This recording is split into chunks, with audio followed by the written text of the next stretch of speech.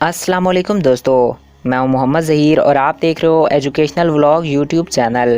دوستوں آج کی اس ویڈیو میں ہم آپ کو ایک بادشاہ کی کہانی سنائیں گے، مگر ویڈیو کا باقاعدہ آغاز کرنے سے قبل آپ دوستوں سے ایک ریکویسٹ ہے کہ اگر آپ نے ابھی تک ہمارے اس یوٹیوب چینل کو سبسکرائب نہیں کیا تو اس کو سبسکرائب کر کے ساتھ موجودہ بیل کے آئیکن کو بھی پریس کر دیں تاکہ ہماری نئی آنے والی ایسی سٹوریز آپ تک بآسانی پہنچ سکیں۔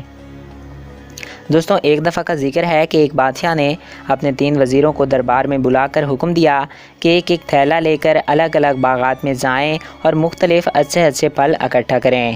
وزیروں کو اس بات پر تعجب تو ہوا تھا، مگر حکم کی تعمیل ہوئی اور تینوں الگ الگ باغوں میں چلے گئے۔ پہلے وزیر کی کوشش تھی کہ بادشاہ کے لیے اس کے پسند کے مزیدار اور تازہ پھل جمع کرے، اس نے ایسا ہی کیا۔ دوسرے کا خیال تھا کہ بادشاہ ایک ایک پھل اس تھیلے سے نکال کر خود نہیں دیکھے گا اور یہ جاننے کی کوشش نہیں کرے گا کہ اس کے لائے ہوئے پھل کیسے ہیں۔ اسے بس پھلوں سے اپنا تھیلا بھرنے کی جلدی تھی، اس نے ہر قسم کے تازے، گلے سڑے اور کچے پھلوں سے اپنا تھیلا بھر لیا۔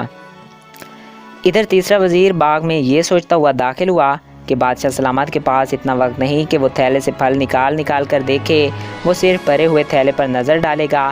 اس نے پھل توڑنے اور ان کی مختلف اقسام چننے اور تازہ پھل جمع کرنے کی زحمت نہ کی اور تھیلے میں گھاس پتے بھر لیے اور اس طرح جان چھڑائی۔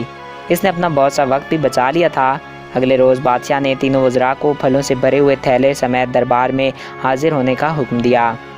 بادشاہ نے سپاہیوں کو حکم دیا کہ تینوں کو ان کے تھیلوں سمیت 1 ماہ کے لیے کسی دور دراز مقام پر قید کر دیا جائے۔ سب حیران تھے کہ یہ کیا ہو رہا ہے، مگر لب کشائی کی جرات کوئی نہ کر سکا۔ حکم کی تعمیل ہوئی اور تینوں وزراء ایک جیل میں قید کر دیے گئے، جہاں ان کے پاس کھانے پینے کو بھی کچھ نہ تھا۔ ہاں، ان کے پاس اس تھیلوں میں وہی کچھ تھا جو انہوں نے جمع کیا تھا۔ ان کی قید کی مدت 1 ماہ تھی۔ پہلے وزیر جس نے اچھے اچھے اور عمدہ پھل جمع کیے تھے، وہ مزے سے اپنے ان پھلوں سے اپنا پیٹ بھرتا رہا۔ دوسرا وزیر جس نے خاص کوشش اور محنت نہ کی تھی اور ہر قسم کے تازہ اور کچے پھل جمع کر لیے تھے، اسے مشکل پیش آئی۔ چند روز تک پھل کھا لیے، لیکن بعد میں گلے سڑے اور کچے پھلوں پر گزارا کرنا پڑا تھا اور اس کے نتیجے میں وہ بیمار پڑ گیا۔ تیسرا وزیر نہایت کاہل، کامچور اور چالاک بھی تھا اور ظاہر ہے اس کے تھیلے میں صرف گھاس اور باغ کا کچرا ہی تھا۔ وہ چند روز بعد ہی بھوک سے مر گیا۔ یہ حکایت بیان کرنے والے بزرگ فرماتے ہیں کہ ہمیں بھی سوچنا چاہیے کہ ہم اس دنیا میں کیا جمع کر رہے ہیں، جو ایک خوشنما باغ کی طرح ہے، اور ہم موت سے قبل جس جگہ جائیں گے وہاں گویا یہ جمع شدہ مال یعنی ہمارے اعمال ہی ہمیں راحت و تسکین پہنچائیں گے۔ تو ہمیں خود ہی فیصلہ کرنا ہے کہ کیسے عمدہ اور بہترین ہو جائیں۔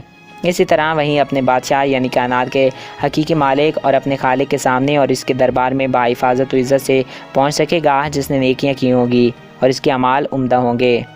اللہ تعالی ہم سب کو نیک اصولوں پر چلنے کی توفیق عطا فرمائے، آمین ثم آمین۔ فرینڈ، ہم امید کرتے ہیں آپ کو یہ سٹوری اچھی لگی ہوگی۔ مزید ایسی ہی سٹوریز کے لیے ہمارے اس یوٹیوب چینل کو سبسکرائب کرنا نہ بھولیے گا اور ویڈیو کو اپنے دوستوں کے ساتھ شیئر کیجیے گا۔ Thanks for watching. اللہ حافظ۔